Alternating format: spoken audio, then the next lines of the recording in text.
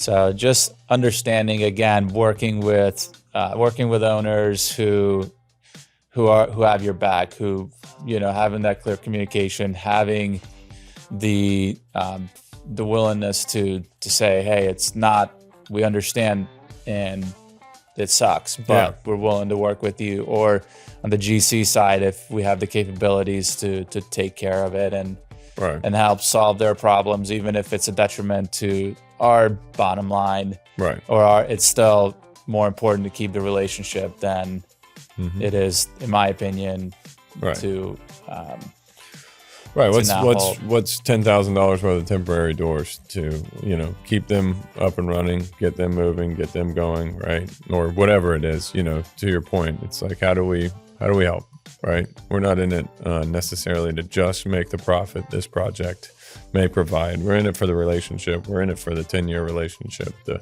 projects down the road. So not letting a few dollars get in the way, and $10,000 is not a few dollars, but not letting dollars get in the way of it, within reason. Yeah. They say if money can solve the problem, then you don't really have a problem. Sure. As long as you have the money. As long as you have the money.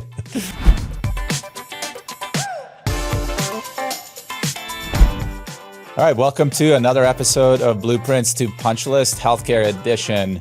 Today, it's me, Dave Grosz, and my co-host, Ken Fulmer, and we're just going to be riffing on a couple of topics and keeping you guys up to speed on what some of the things that are going on in the healthcare commercial construction world.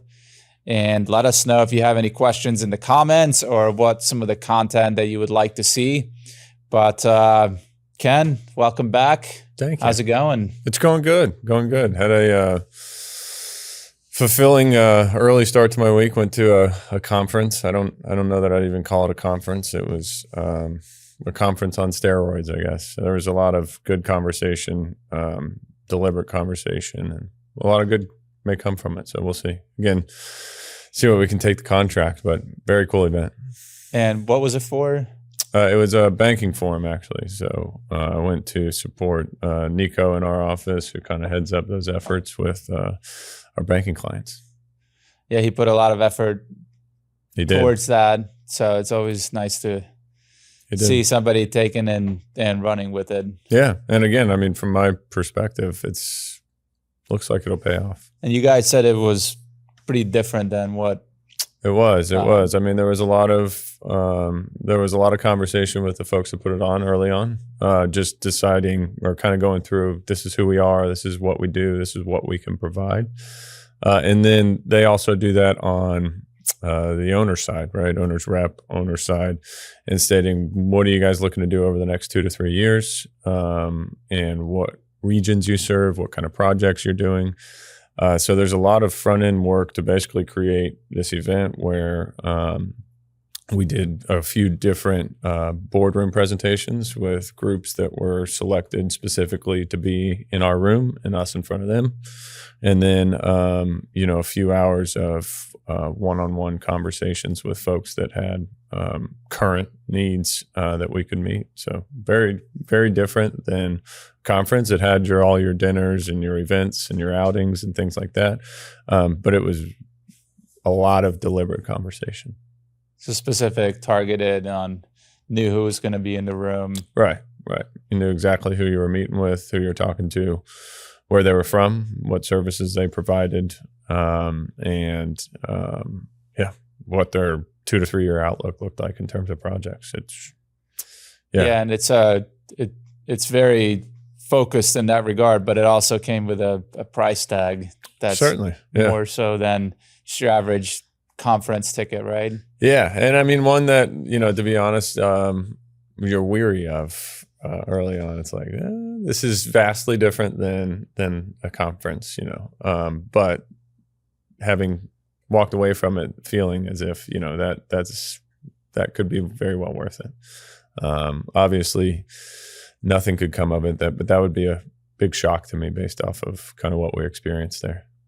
All right, sweet. Well, good job. And yeah, for going and taking taking those conversations on and just the initiative again for Nico. Props to you if you're watching this. Yeah.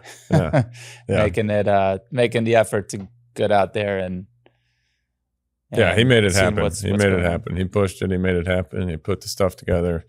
I ran my mouth for all of 20 minutes, and that was my contribution. So, yeah, Nico, well done.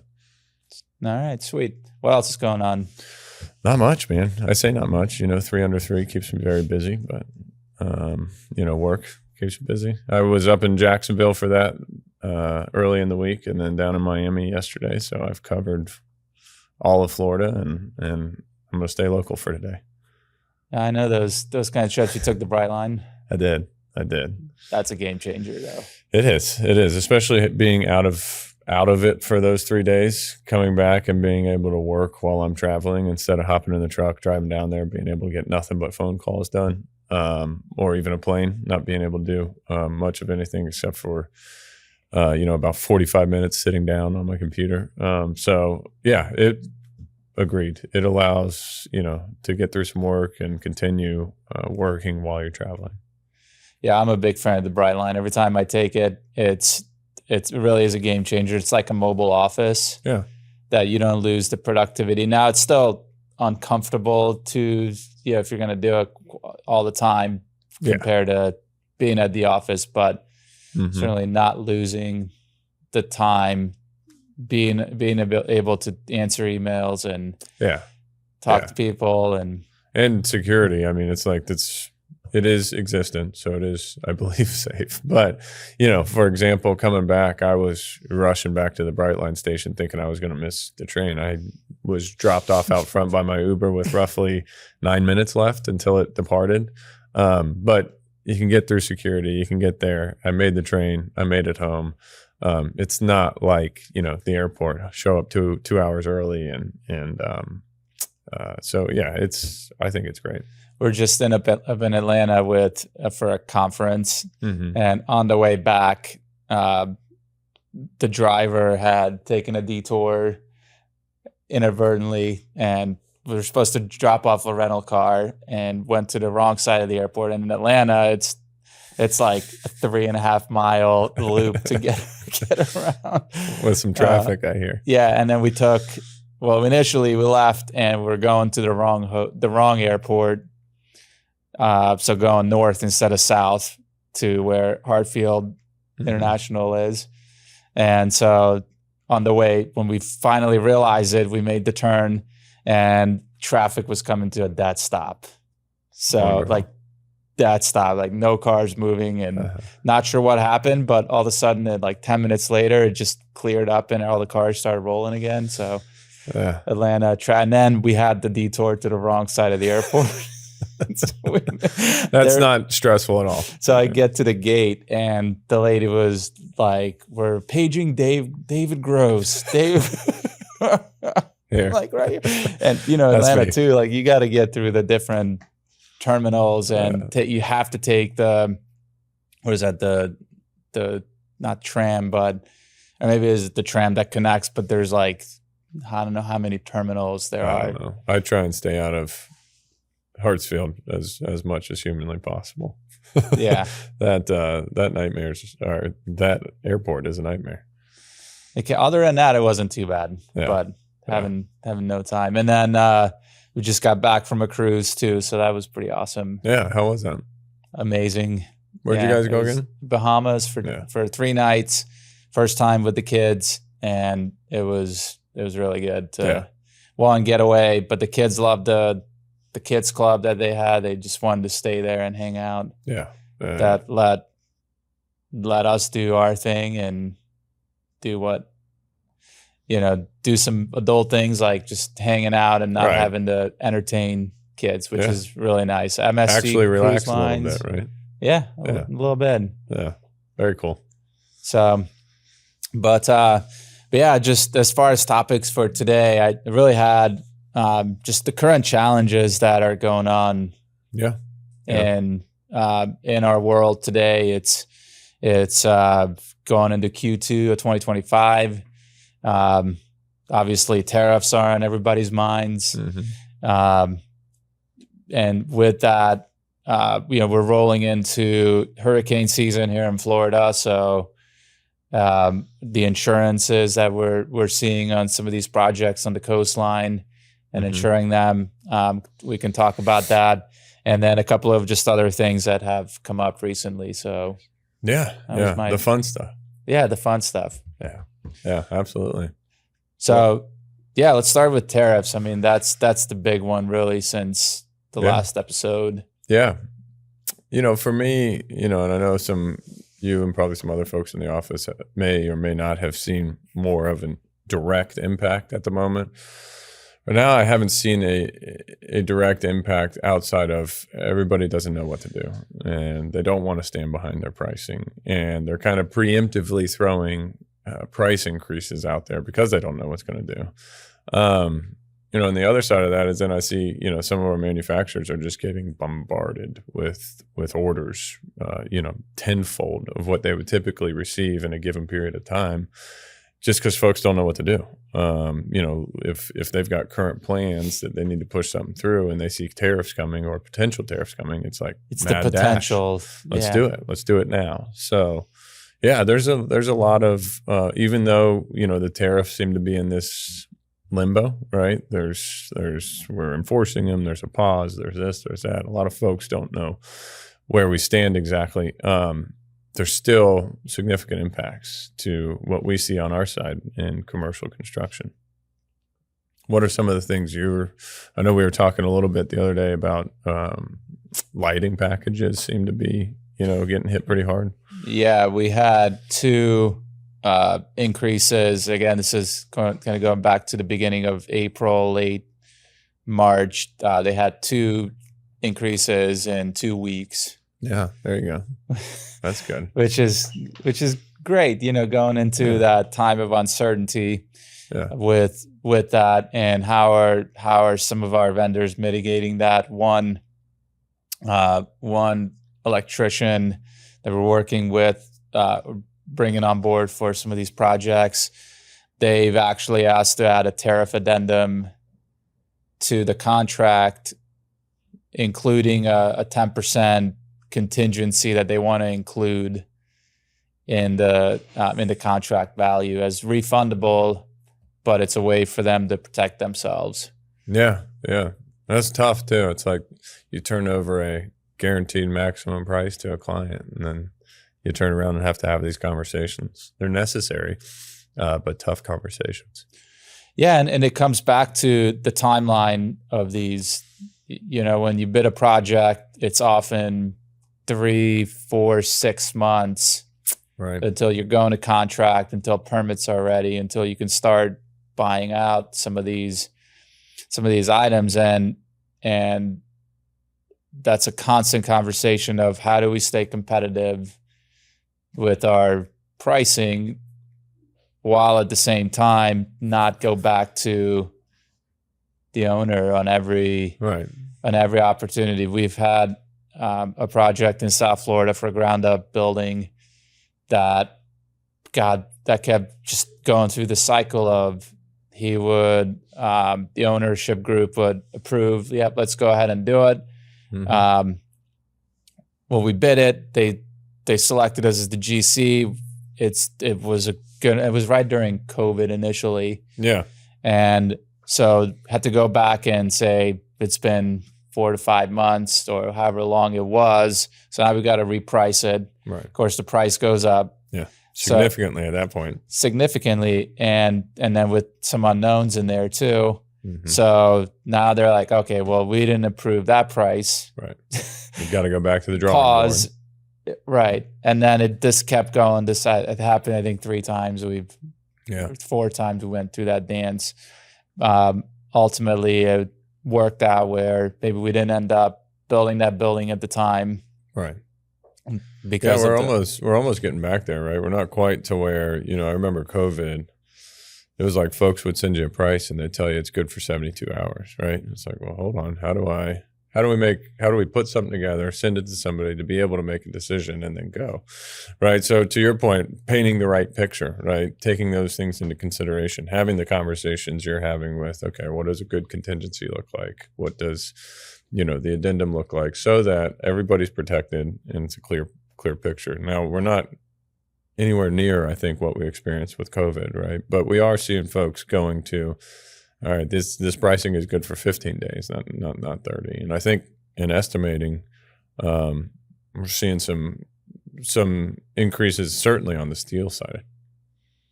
Yeah, steel, the electrical components. I didn't see anything major from our HVAC subs. Mm-hmm.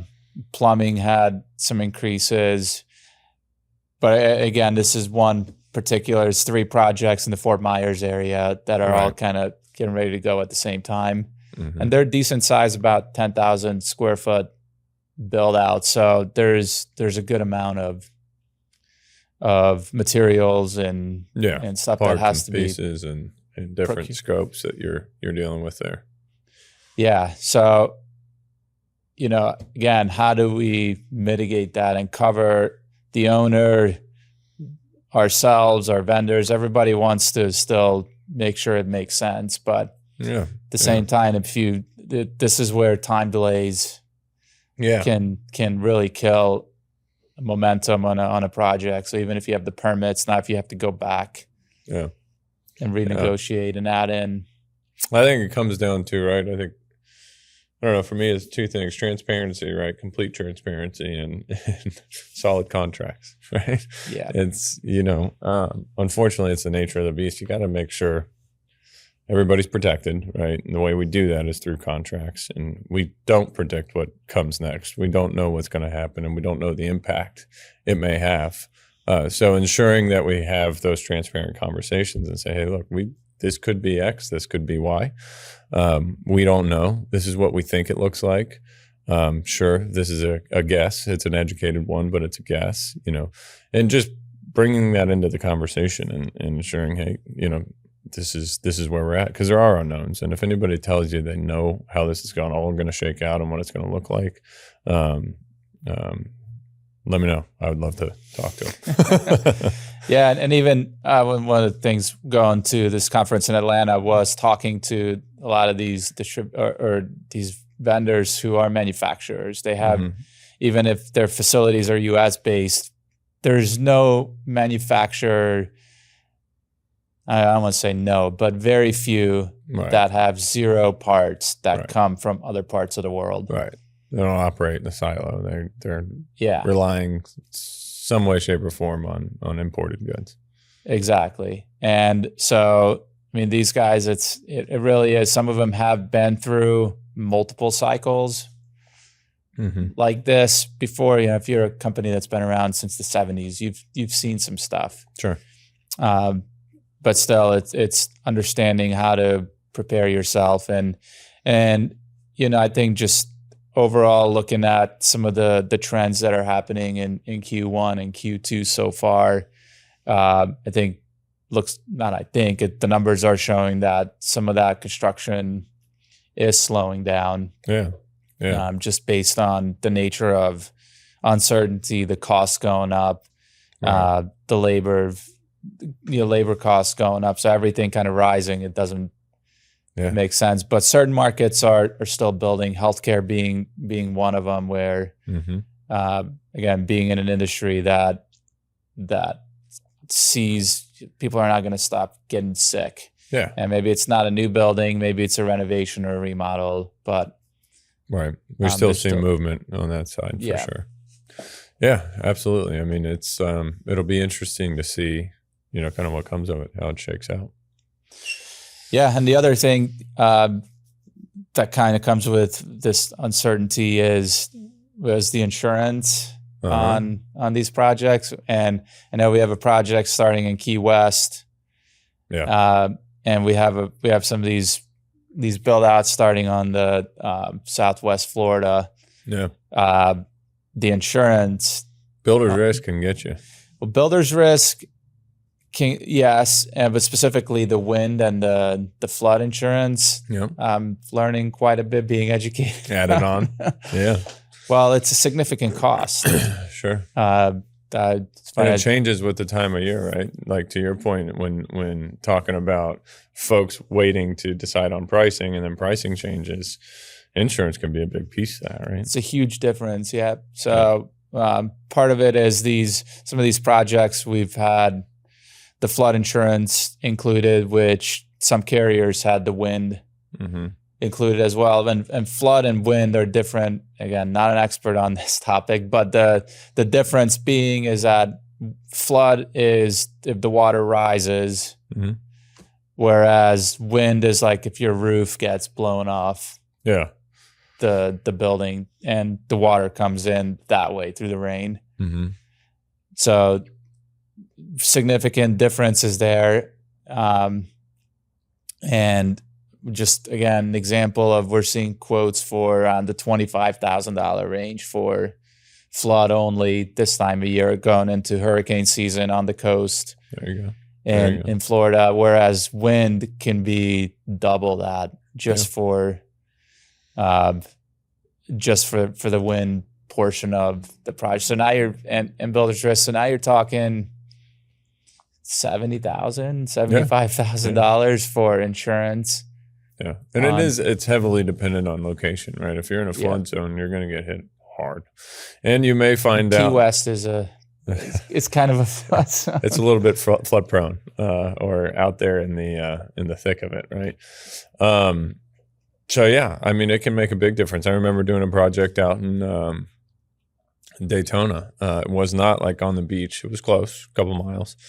The original pricing, right, had X value associated with builder's risk and the insurance we needed to carry throughout that project. And I forget what time of year. I'm pretty sure that was around November, Thanksgiving time. The one thing led to another. We ultimately didn't go to kick off that project until I think it was June time, maybe May. And the pricing associated with the insurance, not only did it change dramatically, it went up, right? Just because we're in hurricane season. Also, because we got into hurricane season, our typical provider was not willing to provide the flood insurance we needed, right? So it's like, all right, well, now all of a sudden we got to go shop this with who? And it really came down to, there's two people willing to do it. Yeah, it does get limited. Yeah. That I think, again, that's something that the majority of the U.S. doesn't face. They have other challenges, of course, but the flood and the hurricane. Yeah. It is specific to coastal areas for sure. And we're working on a guest for the insurance side of it to be able to kind of talk through some of those challenges, because I'm not, like I said, definitely not an expert when it comes to that, but we rely on insurance agents and again, our partners in that to guide us. But it's a conversation that sometimes it gets overlooked. But that again, if you're adding an extra $50,000, $60,000 to the project that wasn't anticipated, it's got to come from somewhere. I don't know too many insurance companies not making a pretty penny, so I think they've got it figured out. Well, and you got to think Fort Myers just got hit a couple of years ago, and last year it was Ian, 3 years ago, that had a direct hit. And wiped parts of Fort Myers right off the coast. Yeah, I mean, there's areas in Florida that you can't even get insurance, right? You are self-insured through and through. Typically more affluent areas with massive houses and stuff, so it's a different ball game, but it's self-insured all the way through. They won't touch it, and that makes it tough. Yeah. So, but we'll figure it out. Just like you said, transparent conversations with the owner, making sure everybody understands what we're up against. Especially if it's out of state owners who aren't used to building in those coastal areas. It can come as a big shock. Because they're not. What do you mean I'm paying $50,000 for insurance for this project? Right. It's like, well, that's what it looks like, unfortunately. Now you had some, changing gears here a little bit. You've had some recent experience, and I personally have not. But with the onset of technology, it's a great thing, but it also creates some vulnerability. Cyber attacks. Yeah. So one of the door manufacturers that we're working on one of the projects got notified April 3rd that they had a cyber attack on their facility. Wow. And they didn't disclose too much of the details, but it definitely had an impact on delivery dates being pushed out. And we're already in a date where it didn't look like they were going to be able to meet what they had promised initially. Right. And now we had another situation where they sent this out and we're like, we're going to be down, it looks like. And they had already been working through it. And it was probably about 2 weeks or so that they were trying to get back up. And you hear stories of cyber attacks. And but you think they're like these massive companies, right? And you think it's like this big thing to give me some data or do this or do that or expose data. But after looking into this, what I've noticed is I guess they attack a lot of small to medium sized businesses and they basically say we're going to halt operations unless you pay us some sum of money, right? Typically not $10 billion, right? It's typically something that they think that business will just go ahead and pay to get things moving. And they do this. It's a numbers game. They do it across the board, so they do get the large amounts. It's wild. I did not know. Well, what do you do if you're locked out of your systems and you don't have a contingency plan? Yeah. Hey, let all your customers down, and there's an indefinite time frame here, and we'll hold you hostage. Or hey, you could cut us a $50,000 check. Well, I'm probably cutting a $50,000 check, and that doesn't guarantee anything. That you'll send it and it could still be unlocked, but you don't have too many options if you get locked out. No, again, they hold everything, hostage, right? Ransom, I guess. It's like, what do you do? What do you do? Yeah. And there's insurance. I mean, there's insurance for this stuff, right? They have. But insurance isn't going to get the doors to my job site when I need them. And all the other ones, I mean, ours has 45 doors. Yeah, right. So it's not. Right. I mean, for the company, right? Like for whatever company, it is that's having the issues, the insurance companies will provide insurance coverage for that. Now, if no insurance, right? There's 1,800 caveats and how that needs to look. But basically to cover companies if this were to happen, whether it be lost revenue or money paid out to receive their stuff back or damages, whatever it may be. I don't know what those policies look like. I know that we are currently looking into some, but yeah. Because it is, if this particular door manufacturer, I think they do somewhere 800 to 1,000 doors that they pump out a day. Yeah, not a small outfit.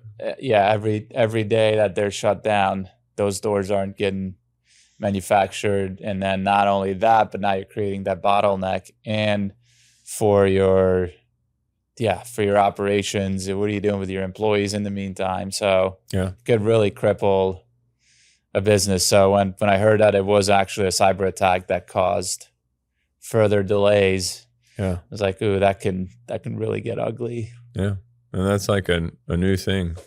There's probably a lot of folks out there that would be like, what? This is a creative excuse. You know what I mean? Like, it's like, no, really, we are here because of a cyber attack. It's like, well, we're building a building. What are you talking about? Yeah, but at least for me, I hadn't seen it on this level. Hadn't really registered me until it happened to you. And again, it goes back to now who's responsible, right? For where's the contract language for that? Yeah.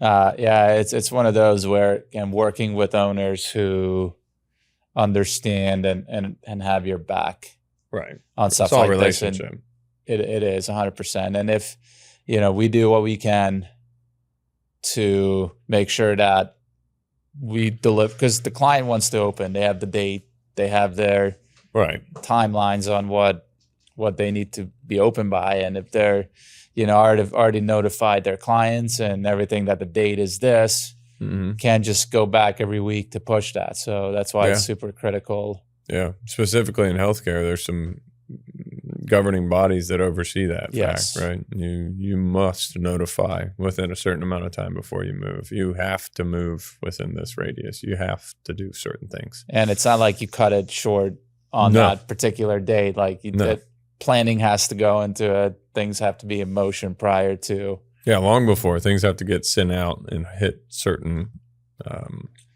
There's a lot that goes into it.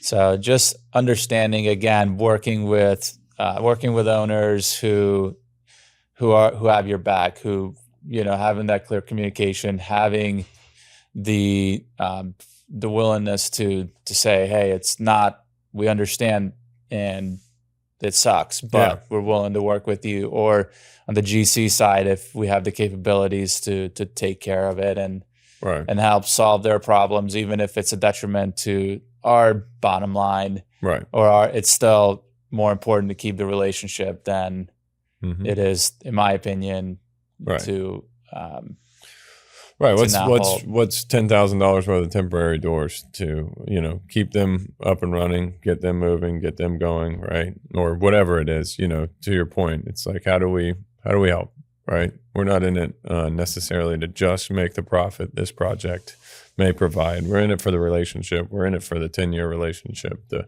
projects down the road. So not letting a few dollars get in the way, and $10,000 is not a few dollars, but not letting dollars get in the way of it, within reason. Yeah. They say if money can solve the problem, then you don't really have a problem. Sure. As long as you have the money. As long as you have the money. Yeah, that's for sure. So, all right, a couple of other things I had on here is you had a situation come up recently too with coolers and freezers. Yeah. So tell me what happened there. You had a few different things going on there. So we're doing a project. It's a pharmaceutical distribution facility. They've got a massive operation to really send out medication to clients. Part of what they do there are infusion treatments, and I have no idea what that is, but infusion treatments, what is necessary for those is a lot of gel packs and ice and some different medications that need to be kept in coolers and or freezers. So we're doing a project that is replacing every piece of equipment in there, the freezer. And so we've got,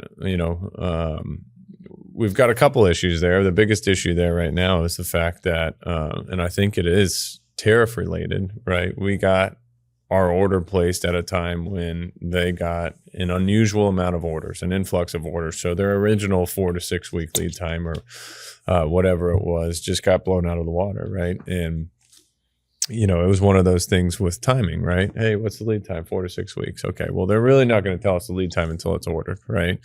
But I've got to communicate something to the owner in terms of schedule long before that cooler gets ordered. So communicate schedule. All of a sudden it gets ordered. Wait a second. Tariffs hit. People freaked out. We've got way too many orders and we're more like, 8 to 10 weeks. It's like, well, okay, everything we've planned on is different.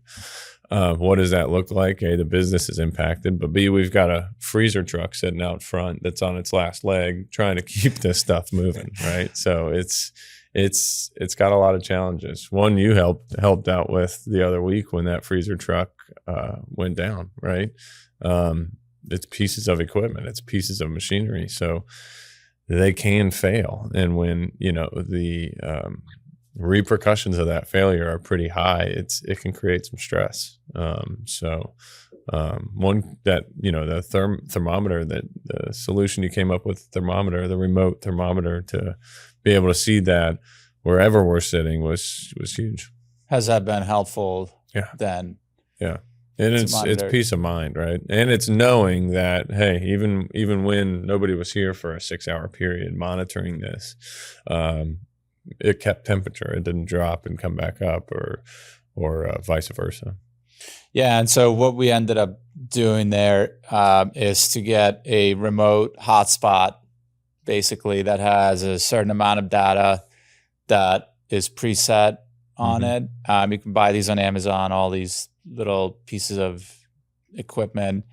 And because part of the problem is it's not like these pharmaceutical distribution centers, and I have some IT room situations at some clinics that we're having some issues with. We can't just tie into their Wi-Fi system with these remote sensors that, again, buy them on Amazon. They're like for your cooler or to monitor the temperature and humidity at your house, kind of a deal. And it's not pretty inexpensive, $20-$30 for those thermometers and humidity readers. And it was like $100 or $130, I think, for the hotspot. But that's the challenging part, right? If we can just tie into their Wi-Fi, it makes it easy. Yes. But a lot of these, you got to understand when we're in a center or when anybody's in a medical facility, you need to be very careful of data is huge, right? Especially in a dime. Like if it's planned out, like their IT people do not like surprises like that, and random unknown devices are not something that they welcome as we had to come up with a solution to be able to monitor not just a guy going there every 2 hours, or even if it's every half an hour and reading it. You got to have the set points to know what's going on when you're not there, what's going on when the business is doing their business as usual, or nobody's there. Right. And that's usually when things happen. And we'll get back to, but just as a side note, we had the same situation as we're monitoring these IT rooms that have some humidity issues. And we went and did some corrections there and found that at night, it's still having a problem with the humidity rising above the ideal set or the ideal limit. So we wouldn't have ever been able to see that if we don't have the past data of what it looked like when it was before we did the work. And then now we did the work, and now we still have to make some corrections to make it right. But you don't know that if you don't have a way to monitor this remotely. Yeah. And because again, can't have it's not people dependent where you can efficiently see. Whereas these little readers, they'll take set points every minute, every 5 minutes, every 50, whatever you set it to. Right. Yeah, no, I mean, there was a couple of days out there we had to have a guy run 3 shifts, 3 different guys out there making sure that thing kept temperature and stayed running. That gets expensive in comparison to Wi-Fi hotspot and a remote thermostat. Yeah. So going back to your challenges there. Yeah, no, it's I think there's no wood around here, but I think we've worked through it. We have some delivery. I don't think that part's wood. We have some delivery dates. We are confident at this point that they'll hold, and we've made some other arrangements to expedite the shipping of the freezer. Got that down from 7 to 2 days, and then B, incentivized our vendor partners there to work through the night and the weekend once we do receive it to try and hold our dates best we can. Incentivized, it's a good word. Yes.